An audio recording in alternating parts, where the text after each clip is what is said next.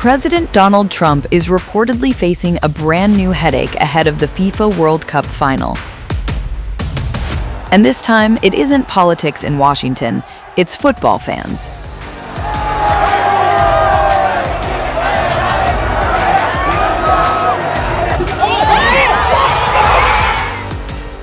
According to reports from Mirror US and RadarOnline.com, concerns are growing inside Trump's camp over a series of X-rated chants linking the president to his former associate Jeffrey Epstein.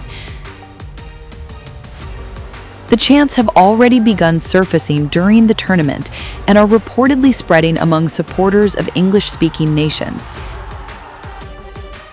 Now, questions are even being raised over whether Trump will attend certain matches or present the World Cup trophy at the July 19th final. According to a Mirror US source, quote, "There isn't a fan alive who doesn't know how fragile Trump's ego is." The source added that Trump's staff are in crisis mode and are trying to avoid exposing him to matches involving English-speaking teams.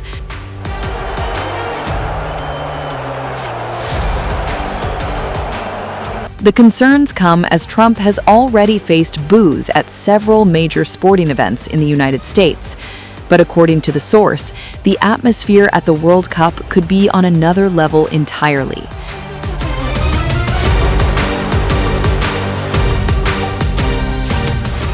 According to RadarOnline.com, England supporters were heard singing an X-rated chant that went, quote, "He's fat with piles, he's in the Epstein files," followed by repeated insults directed at Trump. One England supporter told the outlet that the chant spread quickly because many fans are angry over what they see as Trump's heavy-handed approach to travel and immigration during a tournament that is supposed to bring people together. As per RadarOnline.com, Australian supporters also joined in with their own anti-Trump chant. Their chant reportedly went, quote, "Aussie boys are on a bender. Donald Trump is a sex offender." The outlet cited another source who said international fans have brought their own culture and humor to the tournament, but there is definitely a political edge this year, and Trump has become an easy target for supporters who oppose his policies. The backlash comes amid criticism of the administration's visa restrictions, enhanced border screening measures, and travel bans, policies that human rights groups and some football supporters argue risk overshadowing the spirit of the World Cup. Now, with anti-Trump chants growing louder and fears of further embarrassment mounting, reports suggest the president's team is trying to avoid what could become the ultimate humiliation: a World Cup stadium full of fans singing about Jeffrey Epstein while the President of the United States looks on.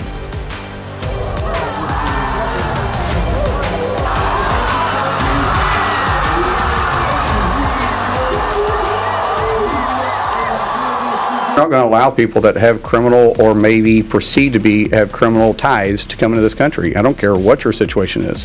I'm not going to get into why we denied this individual, but there's a reason why this person was denied. Get into the specifics of it. I'm not getting into the specifics of it. But Iran chose that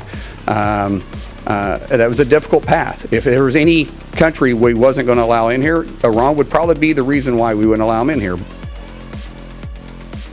A shocking claim has just rocked the World Cup, and it's coming from the highest levels of the U.S. government. A senior Trump administration official is now alleging that Iran attempted to use its FIFA World Cup delegation as a way to bring individuals with suspected ties to the Islamic Revolutionary Guard Corps, the IRGC, into the United States. The explosive accusation was made by Homeland Security Secretary Mark Wayne Mullen, and it has immediately added a new layer of controversy to Iran's participation in the tournament. According to Mullen, U.S. authorities carefully carried out security vetting of Iran's World Cup entourage before granting entry into the country, and what they allegedly found raised serious concerns. Speaking during a television interview, Mullen claimed that more than half of the individuals Iran wanted to bring as part of its World Cup delegation were ultimately denied entry.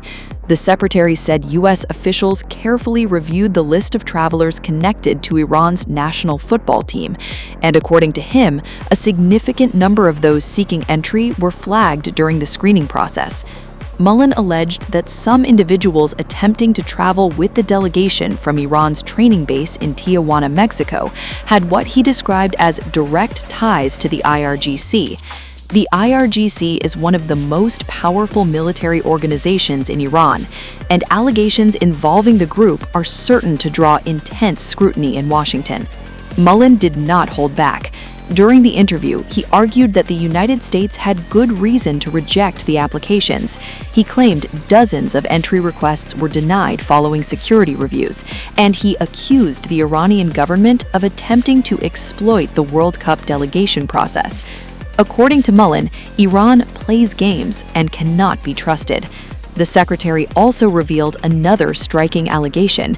He claimed that the president of Iran's Football Federation was denied entry into the United States.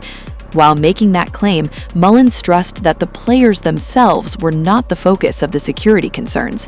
Instead, he emphasized that Iran's national team members underwent screening procedures and were ultimately cleared to participate in the World Cup.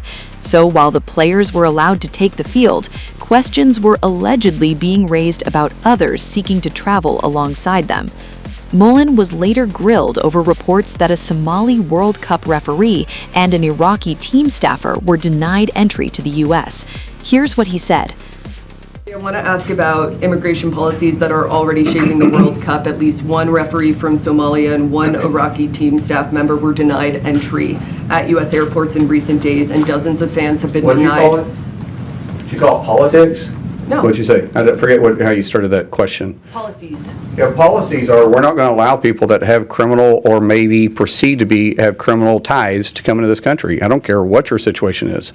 I'm not going to get into why we denied this individual, but there's a reason why this person was denied. Now, the left media wants to go out there and report and say this guy's a victim of, because we're, anti-Somalia. No, we're not. We work closely with FIFA and the administration on a regular basis. We talk to FIFA and their directors constantly. Anybody that was denied, we made the case for and showed them why they were denied. Now, to get into the specifics of it, I'm not getting into the specifics of it. But Iran chose that was a difficult path. If there was any country we wasn't going to allow in here, Iran would probably be the reason why we wouldn't allow them in here. But we did, and we worked closely with the individuals with restrictions. And so there was more than just these two. There was multiple individuals throughout. We have a World Cup here. We got a lot of countries that doesn't exactly have access to the United States, and we did a phenomenal job on getting as many people cleared as we could.